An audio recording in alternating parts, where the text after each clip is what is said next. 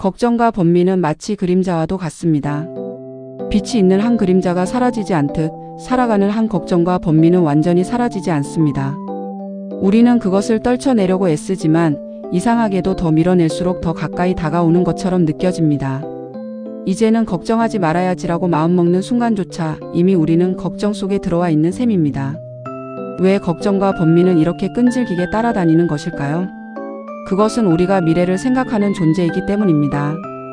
아직 오지 않은 일을 미리 그려보고 대비하려는 마음, 혹시 모를 위험을 피하려는 본능이 바로 걱정의 뿌리입니다. 그래서 걱정은 단순한 약점이 아니라 인간이 살아남기 위해 갖게 된 자연스러운 기능입니다. 문제는 그 기능이 지나치게 커졌을 때 삶을 보호하기보다 오히려 갉아먹는다는 데 있습니다. 번민은 걱정보다 더 깊은 층에 있습니다. 걱정이 외부의 상황에서 비롯된다면 번민은 마음속에서 만들어집니다. 선택의 갈림길에서 옳고 그름 사이에서, 욕망과 양심 사이에서 우리는 끊임없이 흔들립니다. 무엇이 맞는지 알 것 같으면서도 확신이 서지 않을 때 그 모호함이 번민이 됩니다. 그래서 번민은 단순히 없애야 할 감정이 아니라 스스로를 더 깊이 이해하려는 과정이기도 합니다. 그러나 우리는 종종 걱정과 번민을 적으로만 여깁니다.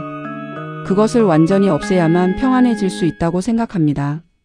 그래서 억지로 잊으려 하고 다른 생각으로 덮으려 하며 때로는 아무 일도 없는 척 외면하기도 합니다. 하지만 그렇게 억눌린 걱정은 사라지지 않고 오히려 더 깊은 곳에 쌓여 어느 순간 더 크게 올라옵니다. 마치 눌러놓은 스프링이 더 강하게 튀어오르는 것처럼 말입니다. 걱정과 번민에서 벗어나기 위해서는 그것을 없애려 하기보다 이해하려는 태도가 필요합니다. 왜 나는 이 걱정을 하고 있는가를 스스로에게 물어보는 것이 시작입니다. 그 속에는 두려움이 있을 수도 있고 책임감이 있을 수도 있으며 지나간 경험에서 비롯된 상처가 숨어 있을 수도 있습니다.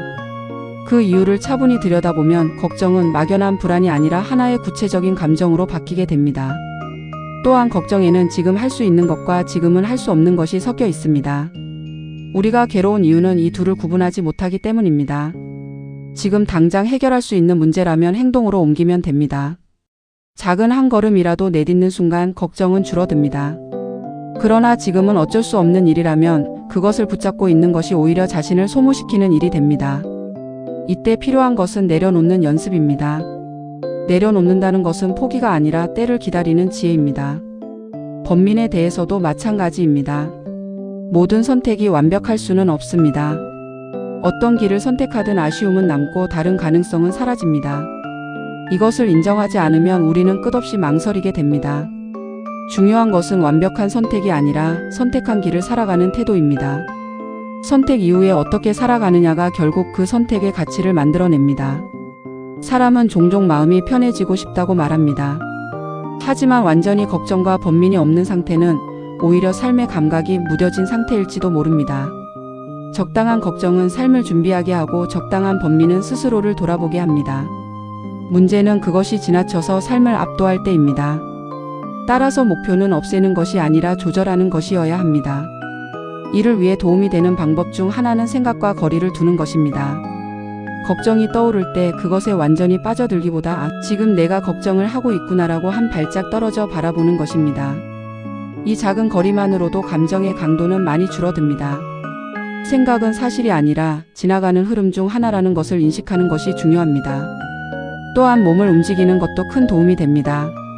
걱정과 번민은 머릿속에서 계속 맴돌지만 몸을 쓰는 순간 그 흐름이 끊어집니다. 산책을 하거나 가벼운 운동을 하거나 집안을 정리하는 것 같은 단순한 행동들이 마음을 정리하는 데 의외로 큰 역할을 합니다. 몸과 마음은 서로 연결되어 있기 때문에 한쪽이 움직이면 다른 쪽도 영향을 받습니다. 결국 걱정과 번민은 우리를 괴롭히기 위해 존재하는 것이 아니라 삶을 더 잘 살아가도록 신호를 보내는 역할을 합니다. 그 신호를 무조건 끄려 하기보다 그 의미를 이해하려고 할 때 우리는 조금 더 자유로워질 수 있습니다. 완전히 벗어날 수는 없지만 휘둘리지 않을 수는 있습니다. 걱정이 와도 잠시 머물다 가게 하고 번민이 생겨도 그 속에서 방향을 찾을 수 있다면 그것은 더 이상 짐이 아니라 삶의 일부가 됩니다. 그렇게 살아가다 보면 어느 순간 깨닫게 됩니다. 걱정과 번민은 사라지지 않았지만 그것에 끌려다니지 않는 자신을 발견하게 됩니다. 그리고 그때 비로소 마음은 완전히 가벼워지지는 않았지만 충분히 평온해졌다고 느끼게 됩니다.